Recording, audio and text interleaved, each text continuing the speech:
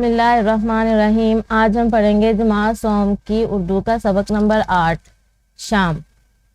یہ ایک نظم ہے اور بہت ہی پیاری نظم ہے۔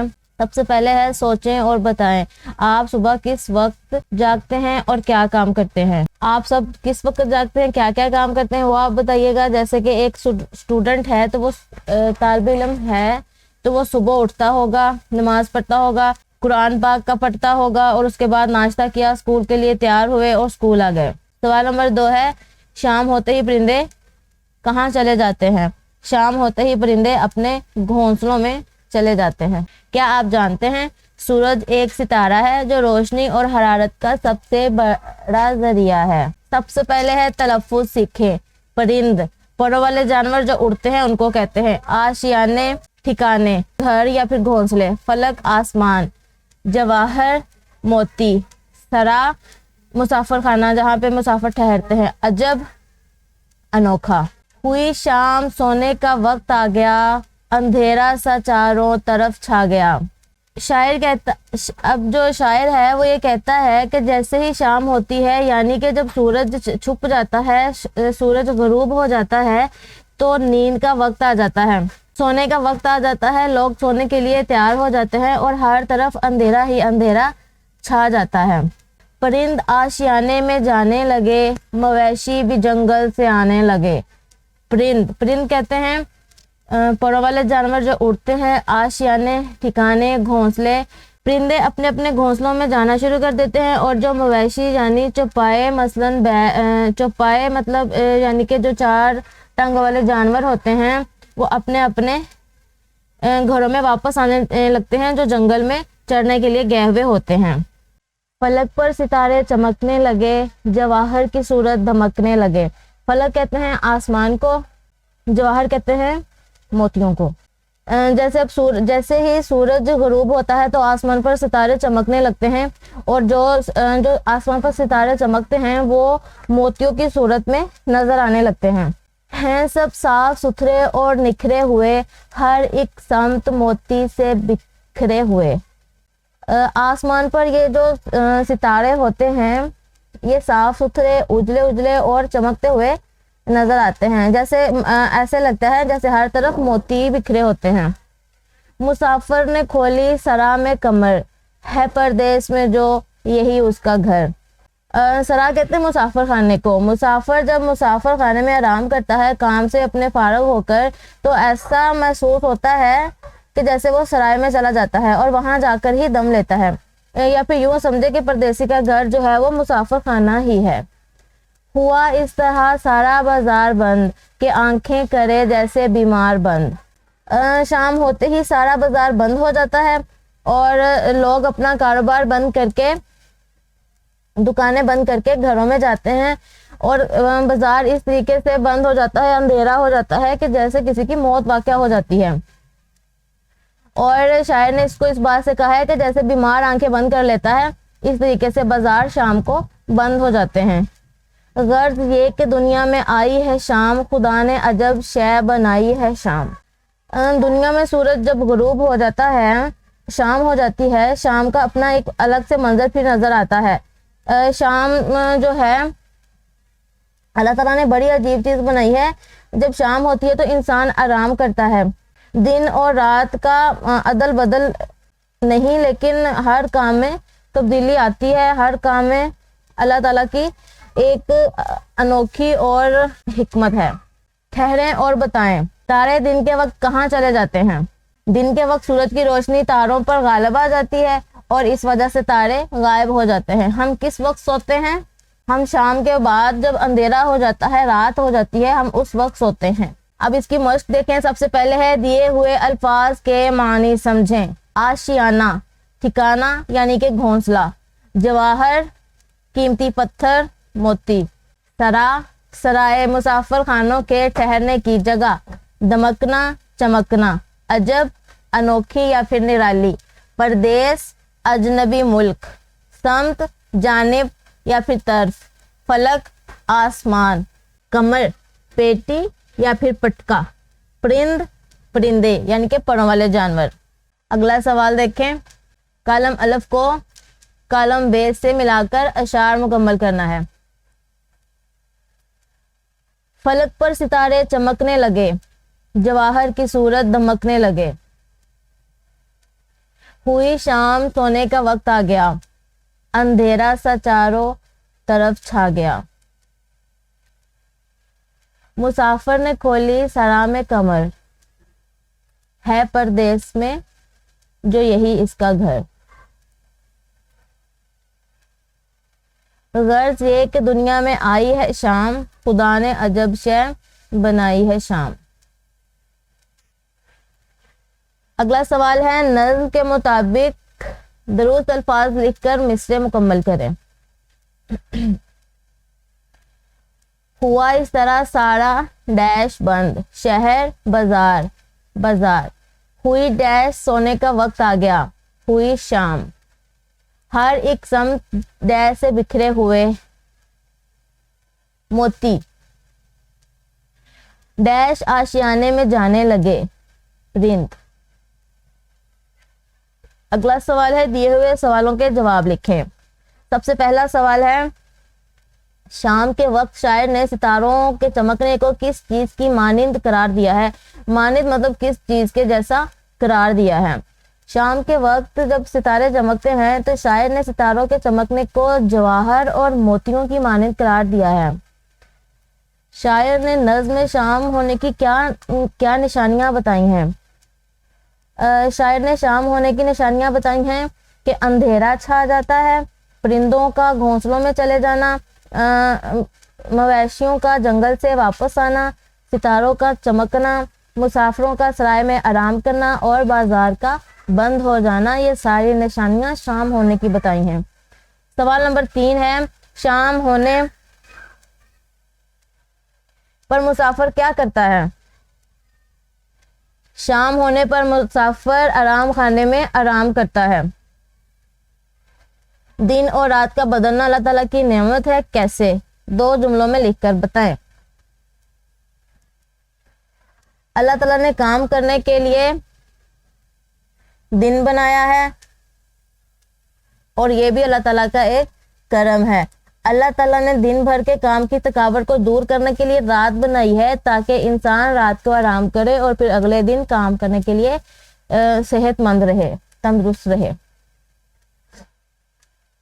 نظم میں بیان کیے گئے مختلف مناظر میں سے آپ کو کون سا نظارہ زیادہ پسند آیا اور کیوں؟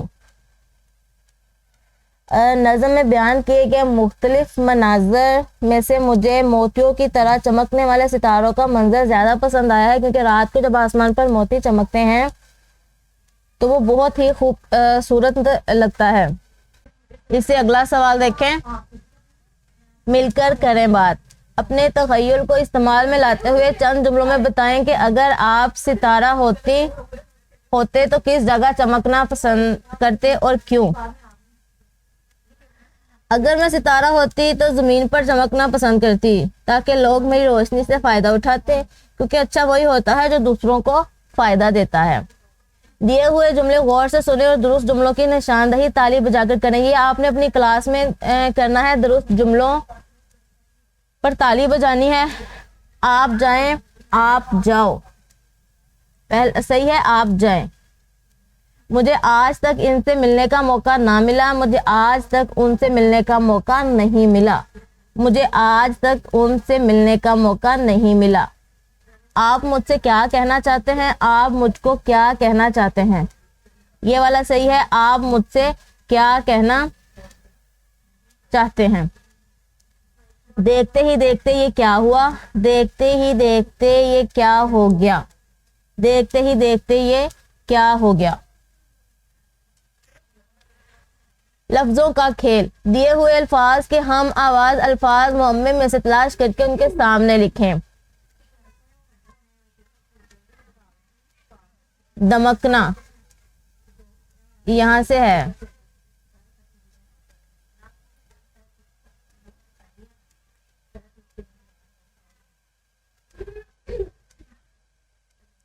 چمکنا،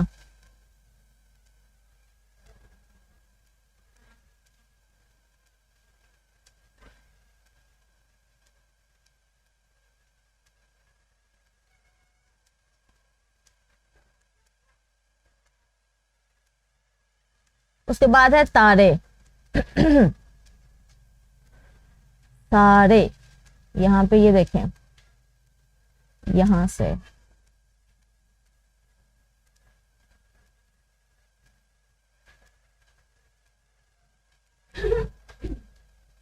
الف سا رے بڑی رے.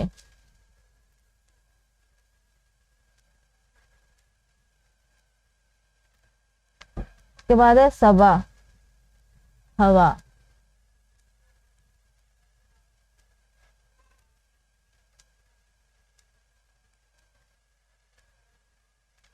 اس کے بعد ہے راحت,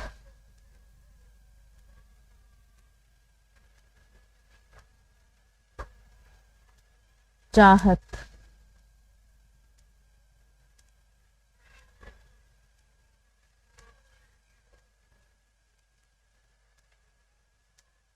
کھلائے, اس کا ہے یہ اینڈ والی لائن پہ بنائے.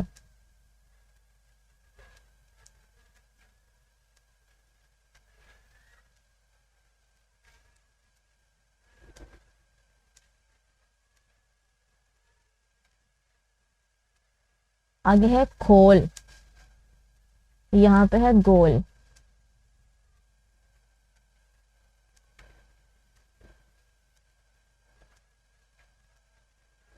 اچھا, اسے اگلا سوال دیکھیں, قواعد سیکھیں. مترادف ہم معنی الفاظ کو کہتے ہیں. مثلاً ایسے الفاظ جو بولنے میں مختلف ہوتے ہیں لیکن ان کا معنی ایک ہی ہوتا ہے. مثال کے مطابق نیچے دیے ہوئے الفاظ کے درست مترادف کے گرد دائرہ لگائیں. تندرست, صحت مند.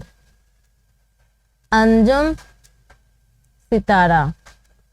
گلستان, باغ. شہرت, مشہوری. واحد جمع, دیے ہوئے الفاظ غور سے پڑھیں. واحد اور جمع, مسجد, مسجدوں.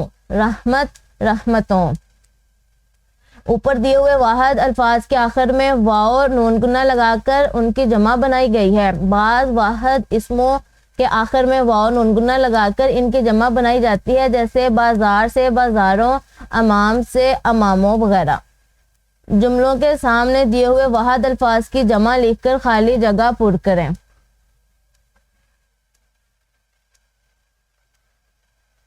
ابو جان نے الگ الگ ڈیش میں پھل ڈالے. یہاں پر ہے تھیلا, تو اس کو ہم الف ہٹا کے واو اور نون گنا لگائیں گے اور اس کو جمع بنائیں گے.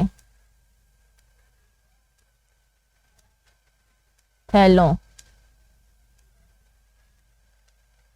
درخت پر ڈیش کے گھونسلے تھے. چڑیوں.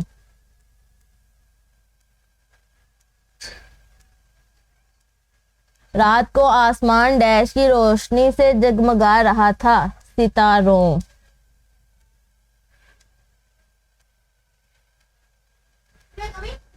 درخت سبز ڈیش سے بھرا ہوا تھا.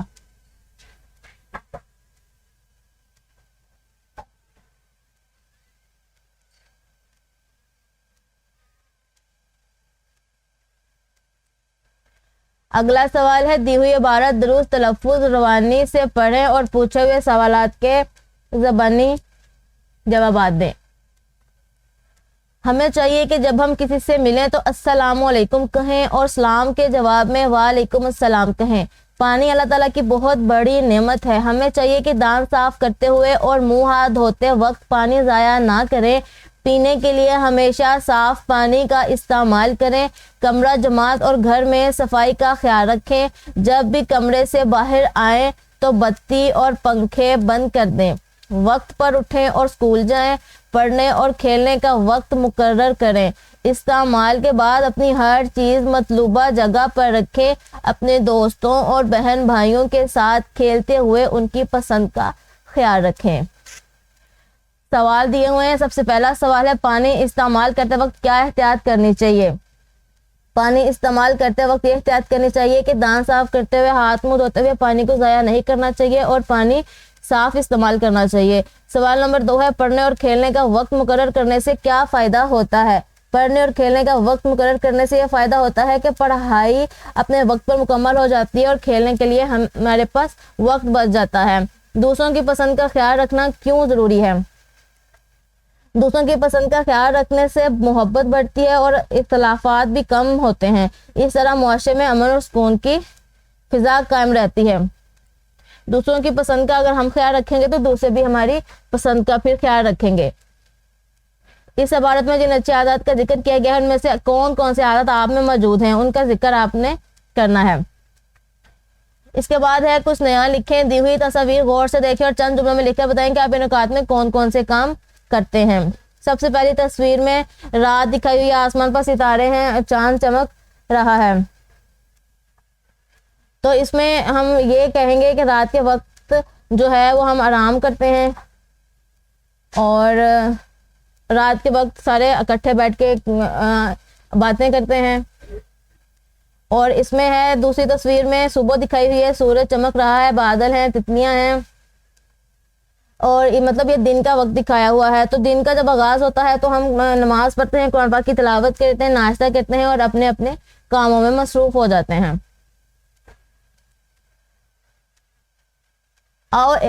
آؤ کرے کام۔ میز پر ایک گلوب رکھ کر اس کے ایک طرف سورج کی طرح موم بتی یا ٹارچ جلائیں۔ اب گلوب کو گھمائیں اور مشاہدہ کریں کہ زمین کے کس حصے پر صبح اور کس حصے پر رات ہے۔ بعد ازاں چند جملوں میں بتائیں کہ رات اور دن کیسے بنتے ہیں۔ اب ہم نے بتانا ہے رات اور دن کیسے بنتے ہیں۔ رات اور دن اس طرح بنتے ہیں کہ زمین کا وہ حصہ جو سورج کے سامنے ہو وہاں دن ہوتا ہے اور زمین کا وہ حصہ جو سورج کے سامنے نہیں ہوتا وہاں رات ہوتی ہے۔ اگلا سوال ہے جی، لائبریری، بچوں کے رسائل، انٹرنیٹ یا دیگر ذرائع ابلاغ کی مدد سے مناظر فطرت پر کوئی نظم پڑھیں اور کمرہ جماعت میں ساتھیوں کو سنائیں۔ شکریہ۔